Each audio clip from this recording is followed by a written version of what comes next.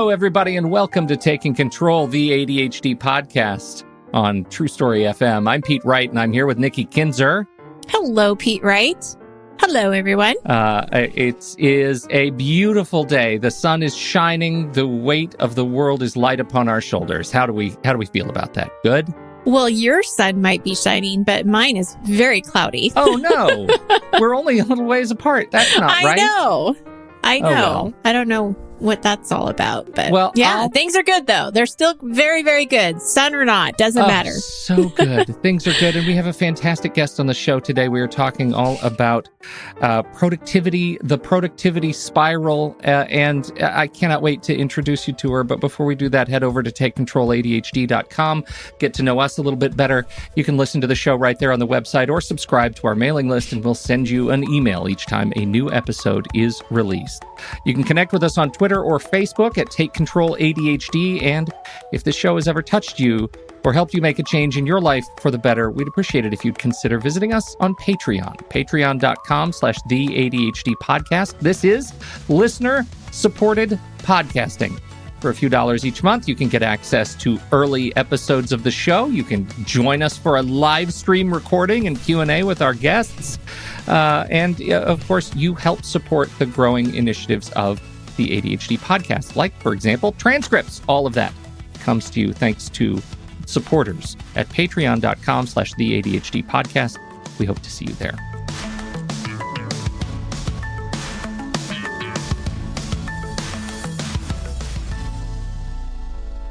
Dr. Marilyn Paul is a coach and organizational change consultant.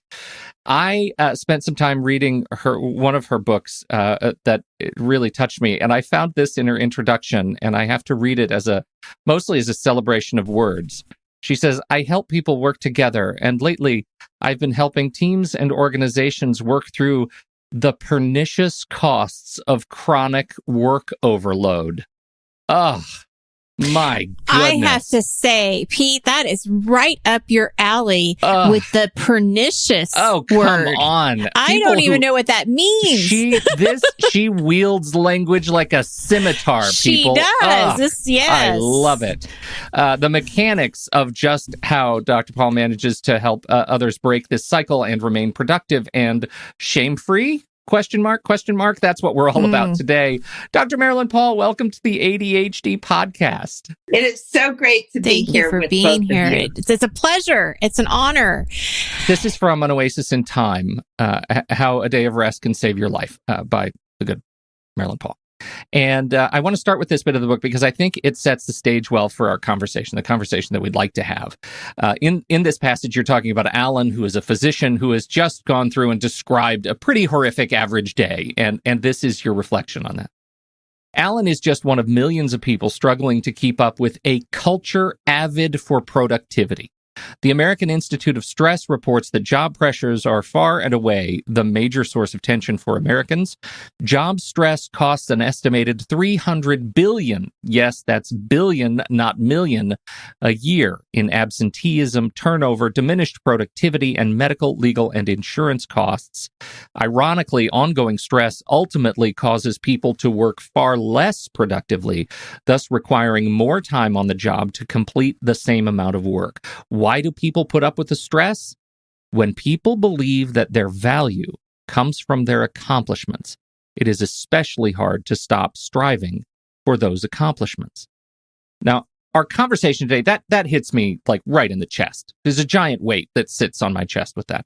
The nut of our conversation today, I would really like to start by talking about the application of this, the cultural addiction to productivity, and how that gets knotted up with ADHD, that we believe we have to be, and we keep getting, it's a never-ending, inescapable spiral of shame because we can't be productive enough for cultural expectations. What do you think about that? Well, I partly wrote this book because I lived it. I had gotten into a cycle where I woke up and started worked as hard as I could until I went to sleep. I did not believe in breaks, and I just wanted to get a lot done. That was the years of working on my PhD, and that was Yale, where everyone has accomplished so much. And I always had the feeling of not doing enough, living every day with the feeling of working as hard as I could and never doing enough. Mm-hmm. Which is so common with so many of the clients that I work with on a daily basis. That's exactly how they feel. And so I don't know if you did this, but I know that they will often feel like they have to make up whatever work they didn't feel like they got done during the day. So they're bringing that home. They're working on the weekends. Sometimes they do it. Sometimes they don't. And then there's that shame again that they just keep feeling. How do we stop or think differently about this addiction to productivity almost? Like, I don't know if it's an addiction, but it sure feels like it. I think it's very helpful to start with where our culture is and really understand that there is a difference between valuing accomplishment and valuing nonstop action. Like, let me try to make that clear. We believe without a doubt that doing more gets more done. Sounds logical, right? The problem is the more we do of the things that are not our priority, that are not done with focus and energy, that are not done with excellence, we actually pile up actions that don't help us accomplish our goals. So we're doing a lot, and yet we can get to the end of the day and feel that we haven't done anything. And it's a pattern. So part of what I've studied is both the culture at large, where we really love to tell each other that we're busy, that we're working hard. We love to tell each other about our accomplishments. Okay, we understand that. But we've lost a lot of the art of living well, which includes eating well, taking good walks, being with our families in loving ways, and our neighbors and our friends. So mostly what we want to do, and what I have wanted to do, is just check off the list. If I check enough things off the list, I will feel good, but I never check enough things off the list. That's sort of what we're struggling with. Well, and here we are in this pandemic, right? The entire world has changed around us, and people, what we're hearing is, after a brief sort of respite of, oh my gosh, the world has changed, I'm going to be understanding with myself.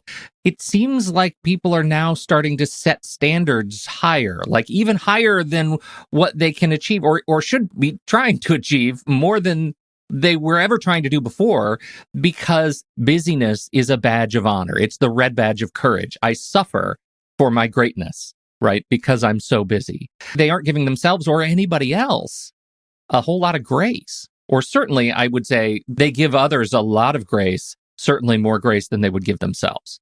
So I think this is the heart of it. One is we did not learn how to work. So one thing I talk about in my book, as you know, is this idea of a rhythm of action and rest. It's natural to push hard and then to rest, but we don't know how to rest. Our idea of rest is maybe checking our Twitter feed or checking the news. That's not rest.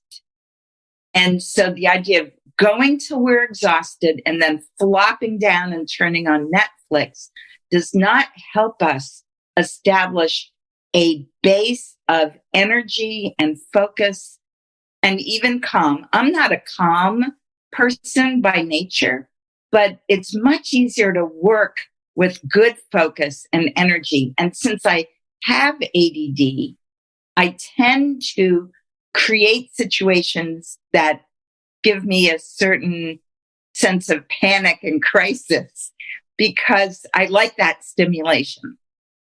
And so a lot of what I have to work with is resting regularly, toning down the crises, getting prepared for action, and then taking very specific, concrete actions for 15, 20, 30 minutes. And then key to all of this is celebrating whatever I did. As small as it is, it deserves notice. And that's what helps with feeling productive, rather than the habit that I had for a long time, which was that wasn't enough. I didn't do it well enough. I'm going to have to work harder. I did something good. That's great. Can we talk then briefly just about the connection between stopping to celebrate and resting, Right. and being able to ultimately get more done better, right? Because I think that's the myth, right? We think if we stop working, then we won't get enough done. But that's not the case you're making. So my book actually is about the idea that we can stop for a day a week. Unheard of. I know that's crazy, but I do that. And millions of people take some kind of a Sabbath. The word Sabbath or Shabbat means stop. That's all it means. You go for 6 days and you stop for 1 day. Now, stopping, because of the religious heritage, often sounds terrible to people. I have to go suffer in synagogue or church. But what the original framers of this, it's actually one of the 10 commandments, is remember to stop. I'm starting there because it gives us a way of thinking about action. We work hard for 6 days, we stop for a 7th day, and we remember on that day that there is much more to life than work. Now we can take that idea and bring it into our regular day. We work hard and we pause to relax. One of the things that neuroscientists are finding is that tension, worry actually lives in our body. When it lives in our body, it makes it harder to think. What happens is our mind spins. When our mind is spinning, we can't focus. That's why there's so much instruction right now. Long breath out, breathe in. The reason is we can stop the spinning in our mind. We can focus on what's important. It's a mini rest. Now, when I tell people I take a day off each week, they say, I could never do that. I have too much to do. And I tell them there's a secret formula. And here it is. 7 minus 1 equals 8. That's new math, Marilyn. That's totally new math. 7 minus 1, if you take a whole day off every week, you actually get more energy. You remember what's important and your mind calms down. So all those things that I thought, I can't stop now. It's Friday evening. I'm going to work through the weekend and catch up. But I have a habit now. I stop and turn off my phone and computer. And the amazing thing is, after 24 hours, all of that stuff that was plaguing me and anxiety and trying to get back to these little details, everything goes into perspective. I'm more creative, I'm more focused, and I have much more energy. You were talking before about the shame of not keeping up. And in some ways, I think it's shame that keeps us locked in this cycle of, I try to get more done, then I'm worried, I'm up all night. Maybe I take Ambien, maybe I take melatonin. I wake up, I feel awful. When I feel awful and I'm pushing myself hard, I really do not know anymore what is most important. And I think even there's a bit of shame, like, how come I can't focus? What's wrong with me? How come I can't do what's important? Okay, I give up. I'll check Facebook just to give myself a break. And then I overdo it on Facebook, and here we are in that horrible, vicious cycle. I have a friend who said to me once, he said, I'm exhausted. And he said, I don't think I'm depressed, but I do find myself fantasizing about the day I die because I'm finally going to get a rest. Those sorts of non-suicidal death fantasies seem to be something that we should try to address. Those are not things we should have to live with.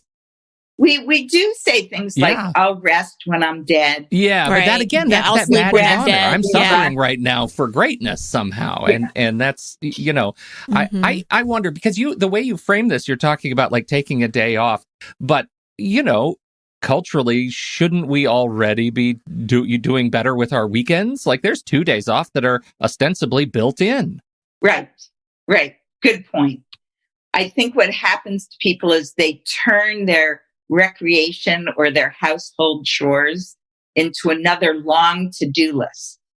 So I have a friend, for example, who's a potter, and her pottery was meant to be creative, artistic, relaxing, but she turned it into, first I'll go do errands, then I'm going to go to the grocery store, get my shopping done. I'm going to run into my pottery class, do some pottery, get out, go pick my kids up at the sports events, and the pottery just gets shoved in there with everything else. That's one long checkoff list. Mm-hmm. I think that is really important, that right there. Well, and I just want to say from my experience with my clients, there's just as much shame on the weekends as they feel in the week, right? Because if they don't get it done on Saturday, then they feel like they have to do it on Sunday. And if they don't do it on Sunday, and so it really blurs. It really doesn't matter if it's work or home.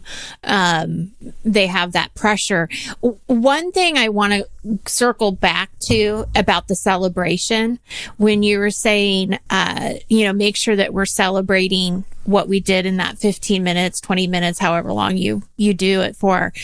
What I find with my clients is that they sometimes, well, I don't say sometimes, I'd say a lot of time, they avoid what they think they need to be doing. They avoid that priority. And so they end up working on other stuff that kind of interests them, right? It's the ADHD mind doing its thing. And then they feel bad that they didn't work on the top priority.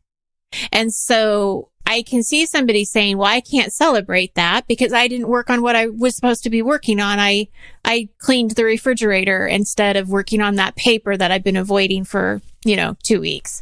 So what do you say? How do you deal with that type of mindset, really? I mean, I love that. I love what you're saying. And first of all, I want to say something about getting to those hard things that we're avoiding, whether it's writing that paper that we're supposed to write or do the taxes or finish a PR report, whatever it is, we all have something we're avoiding.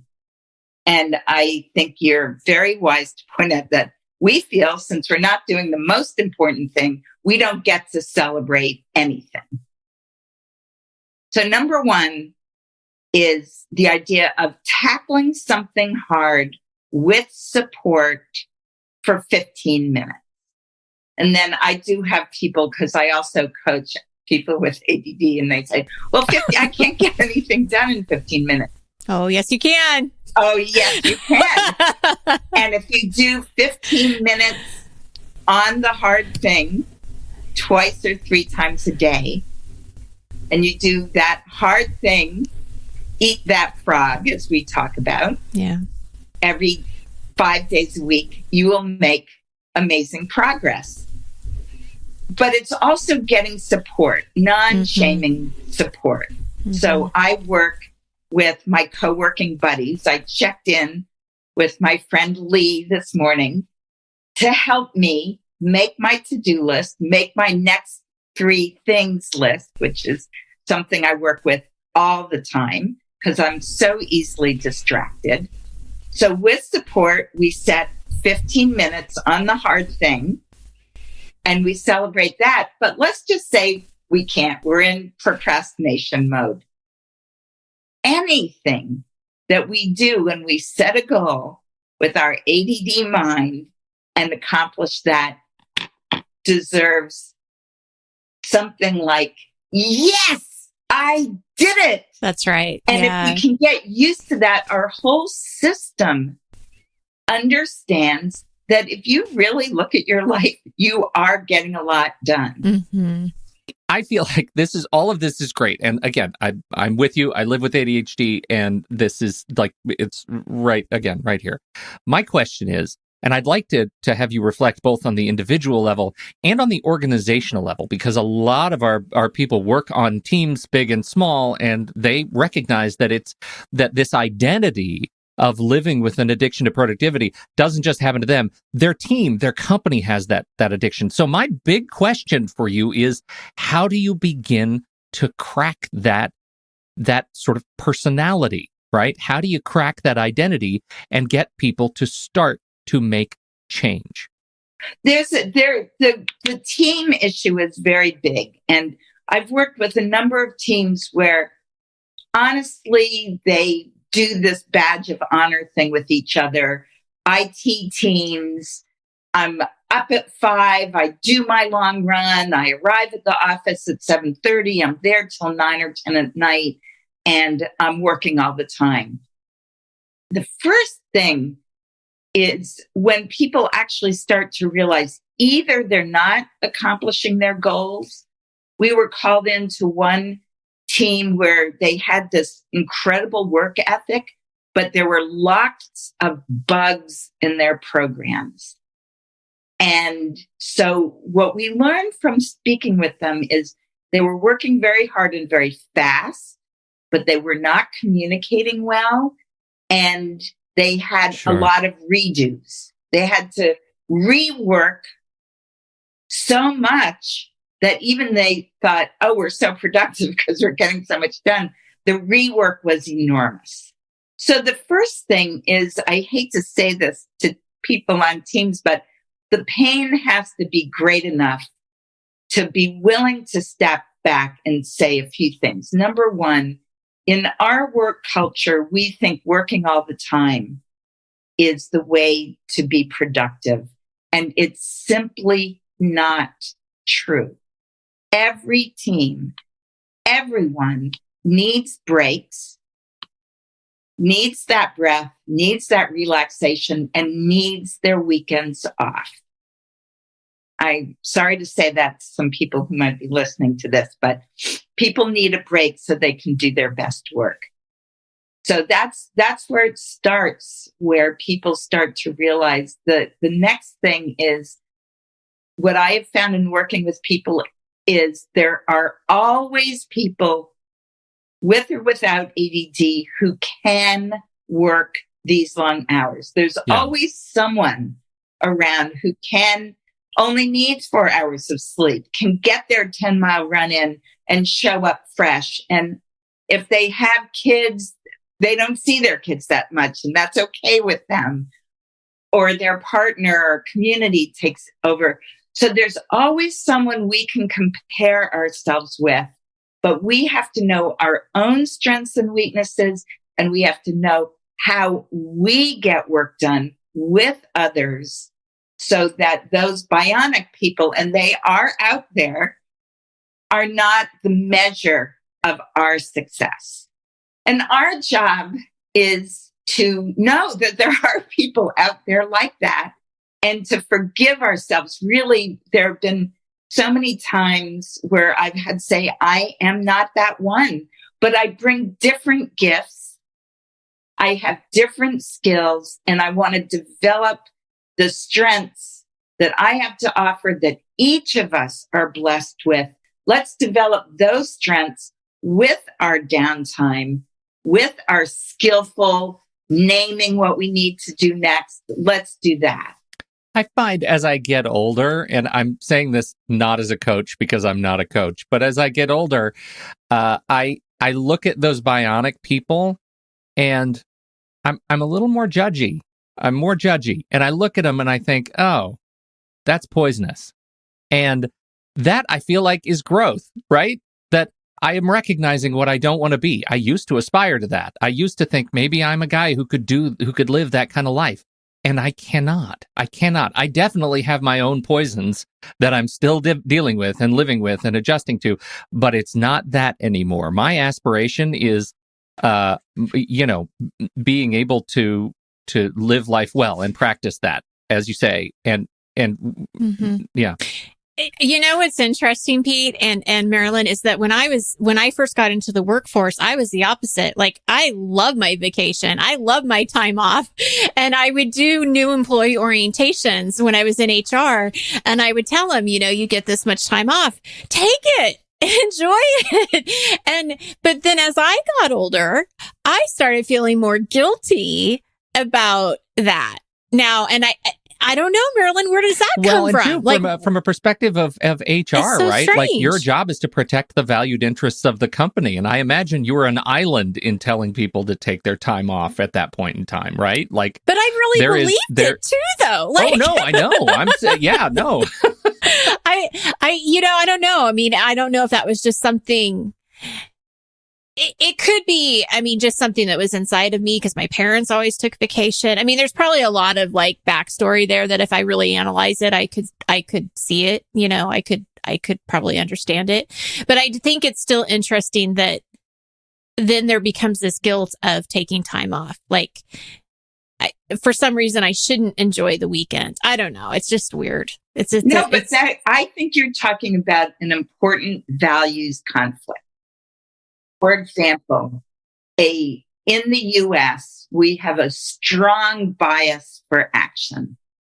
But if we were living in Italy, where they can also be productive, very productive, and create beautiful things, there is a strong bias for weekends off, for meals together, for delicious food. And we sort of have it that, the chefs get delicious food, but we can't have that every day, which of course we can. And so part of what I hope to communicate to people is when people have done studies in organizations, they have found that the most productive people do rest. The most productive people step away from their desks, eat lunch outside, although here we are in the pandemic. You can't eat outside. That's great. Until winter, eat lunch outside. So we need to learn how to set those boundaries. And these are little practices. Like, my practice every hour or so is to write down the next 3 things I'm going to do on a sticky note and focus on those things, knowing full well. The other thing of that is I set a timer on my phone because I know my brain, I will find other things to do than the next 3 things. So my timer goes off every 10 minutes, and every once in a while I look up and say, how did I get here? So that's my brain. And I go back to my next 3 things. And I wrote my book. So writing a book, you have to do this every day. While I was homeschooling my son, leading the renovations on our house, helping him prep for his bar mitzvah, and keeping myself in relatively good shape, as well as being the one in charge of all our food and food prep. But I could do that because I use these tools. Mm-hmm. So are your next 3 things different, or do you finish them and then you have the next 3 things, or do they carry over if they don't get finished? How does that work? So let's say today, my next 3 things after this podcast is to spend 20 minutes working on my next book. That's it, 20 minutes. Then I also have to send out an announcement for a course I'm doing on my book. That will take 20 minutes.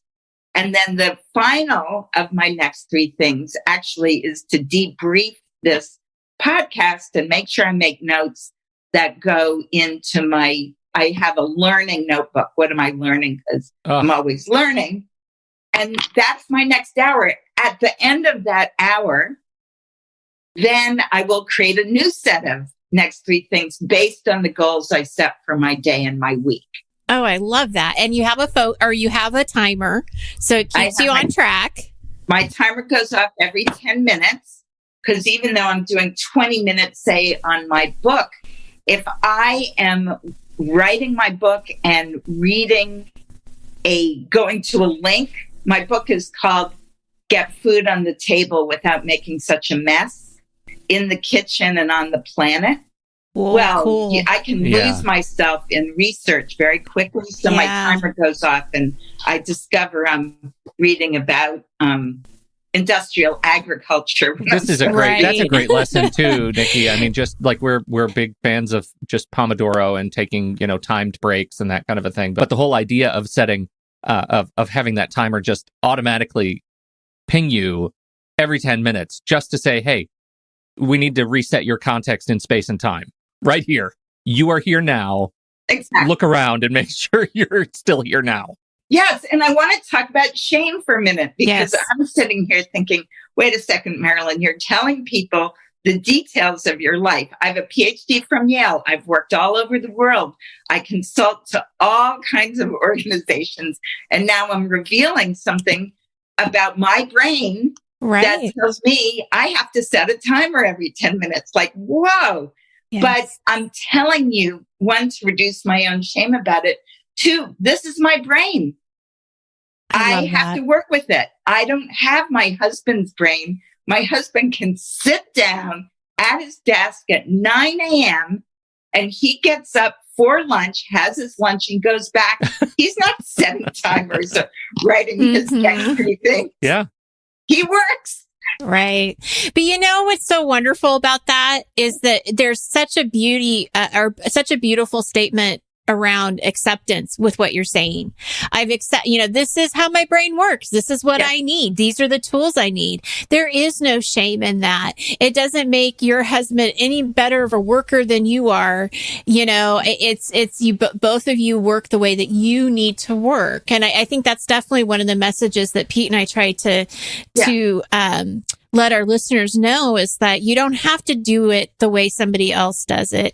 You don't have to be like another ADHD or neurotypical. It's all about what works for you, and accepting that and knowing that that's great. That's beautiful. I mean, it doesn't have to look the same. We don't want it to look the same.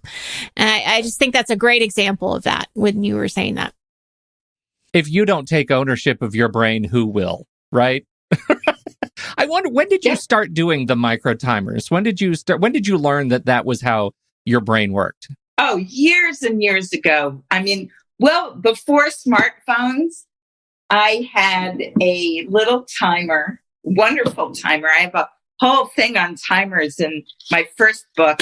It's hard to make a difference when you can't find your keys, because I found this out, 20 years ago. I could really see that I have an interesting brain, but I want to say a word about work. This whole thing, we're all different and he's not more productive necessarily. It's work for me still to accept the way I am. I'm not neurotypical, and to get through school and graduate school and feel good about ourselves. Our learning style, our learning approach is something that I still do affirmations. I set my timer. I appreciate myself. And one of my new tools that I just learned is to imagine my friends and colleagues cheering me on. I have a cheering squad, because if I make a mistake, I am so quick to beat myself up. So even if I make a mistake, my cheering squad is get up, keep going. I don't know if you've ever been to a marathon. Have you ever visited a marathon? Mm-hmm. Mm-hmm. Okay. So you know how they're running and there's cheering in the street. Mm-hmm. Oh, that's fantastic. I imagine that. That's great. I love that. I have a question for you. So on this day off, you had mentioned taking a 24-hour break from, I believe I read it in your book, and you may have said it, electronics, devices. Yeah. Okay. That's hard.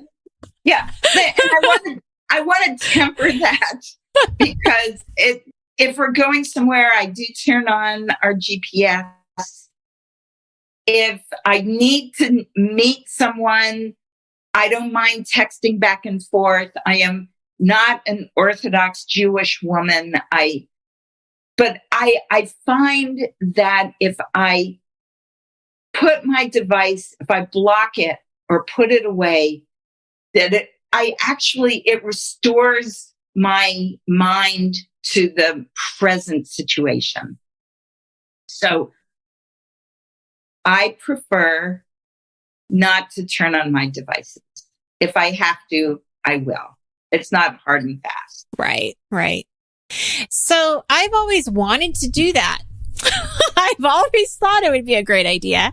And I'm not addicted to my phone in the sense that I always have to have it on me. In fact, a lot of people will try to call me or text me and I'm not looking at it on the weekend. But there still is, this pull to check it.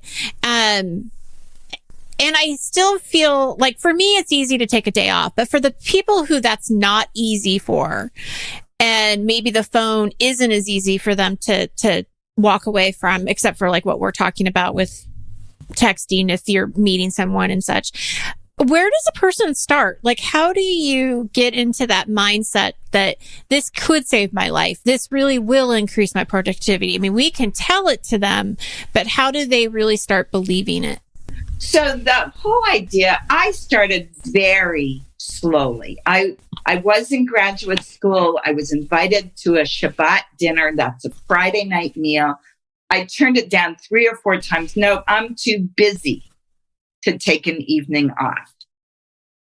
But a friend said, no, you've got to come. And I went to this meal. And the reason I'm mentioning that is it was not long. It was a couple of hours.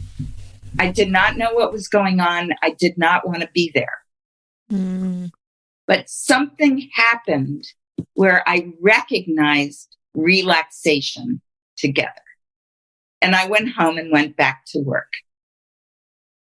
So the way to start, I think, in my experience, and now I've just talked to and coached hundreds of people, is to find one small thing that you love. And I would say preferably with others, but it doesn't have to be.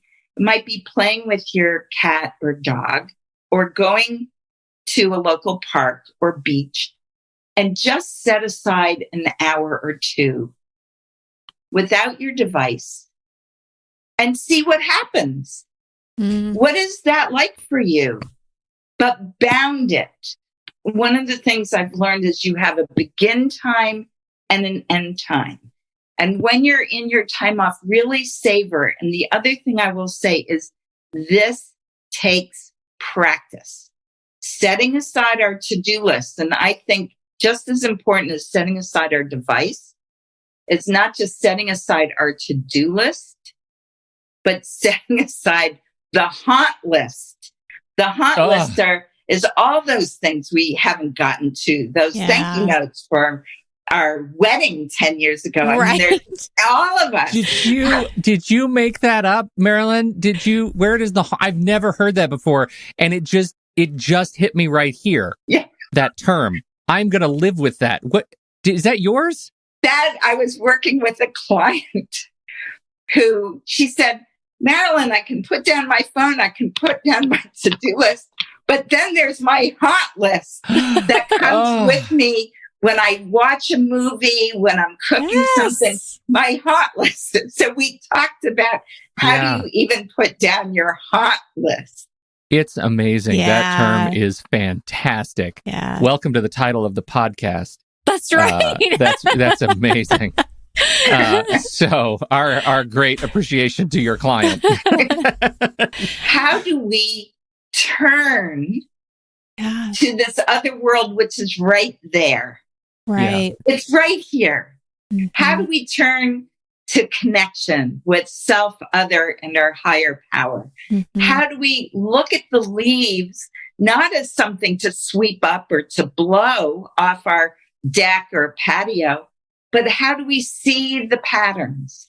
How do we be grateful? And that's where I think ritual comes in, even a little ritual like lighting a candle or turning on music or putting a special shirt on or spraying ourselves with some perfume, just something to interrupt the feeling that there is always something to do. Here is the thing. There is always something to do. Right. And to live the kind of lives that we want to live, there is also a way to be. Now, when we're not accomplishing, when we're not trying to get anything done, there is still playing. There's reflecting. There's enjoying. There's reading. There's dancing. There's delighting. There is appreciating. Mm-hmm. There is being grateful. There are all these other things we can do that are more in the being mode, but we need to practice them. I have a yoga friend who does her yoga like she does her to-do list. Now I'm going to improve my downward dog. Up, up, down, down. She's always counting, always. Well, let's do our yoga for an hour with just inquiry. Mm-hmm. Just renewing. Just, oh, that's interesting. I can't do that today. What is that? Not, now I'm going to do it. So we change our mindset. Right. You know, something that has happened to me, and it just happened the other day when my daughter and I were driving, there was this beautiful sunset, Saturday night. It was breathtaking. And we both were just like, that is so beautiful. That is so beautiful. And, it brought both of us sort of just a sense of peace. Yeah. That everything in the world can be kind of chaotic, but when you look at the sunset and you see the beauty of the colors it just gives you peace. Like, okay, it's going to be okay. Everything's going to be okay. Yeah. There's bigger things, than just everything that we're dealing with right now. There's bigger things. Beautiful. That sense of awe that we're small, the world is big, and the world has a certain kind of order that we don't understand, the mystery, the miracle of it all, then we can just relax. Oh, I love this. I could talk to you all day long. Yeah, I know. Marilyn, this is fantastic. Thank you for joining us today. We so appreciate it. We've talked in circles sort of around your books, but where would you like people to go to learn more about the work you're doing and where they can pick them up? I'll just mention that my first book is for those of us who struggle with organization and overwhelm. And it's called It's Hard to Make a Difference When You Can't Find Your Keys. That sold out almost 200,000 copies. Wow. My second book is An Oasis in Time, How a Day of Rest Can Save Your Life. You can find both books on Amazon, in your library. I just want to make a plug, even though we have to pay more for our independent bookshops.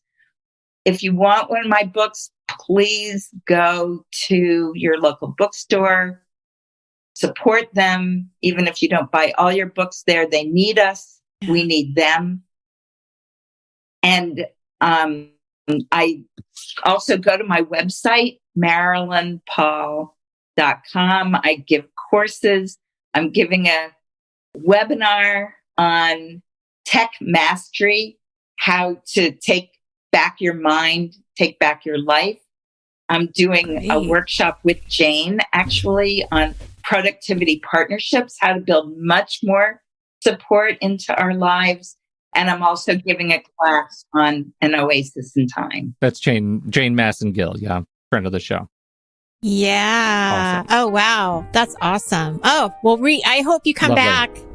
I'd love to come back. There's so much to talk about. Yes, there is. I'd like to have you and Jane come back and talk about this productivity relationship. That's an interesting thing. Is it like a body double, like a check-in accountability, or what is it that you guys do? It starts with meeting up, having a pattern where we set goals and focus on what's important. Then we check back in. Did you do it? What got in your way? What did you learn? All day long. That's great. Wow. That's great. Well, thank you so much. It's been a pleasure. This was great. Thank you for having me. And thank you, everybody, for downloading and listening to this show. We so appreciate your time and your attention. On behalf of Marilyn Paul and Nikki Kinzer, I'm Pete Wright, and we'll catch you next week right here on Taking Control, the ADHD podcast.